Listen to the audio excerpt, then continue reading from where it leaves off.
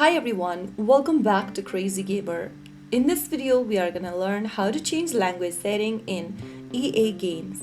Changing language in EA games is simple, quick, and easy to follow. First of all, launch open a web browser on your computer or your laptops and type in ea.com and search.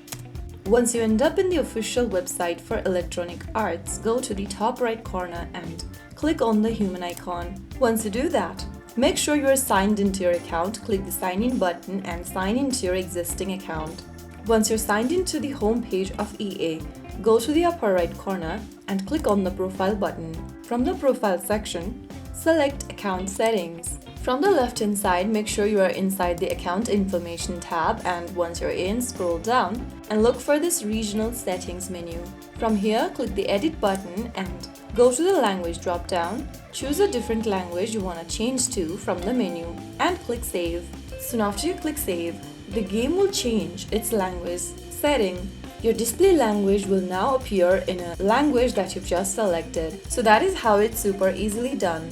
If you found the video helpful, don't forget to like, share and subscribe to our channel. I will be back again in the next video. Stay tuned. Till then.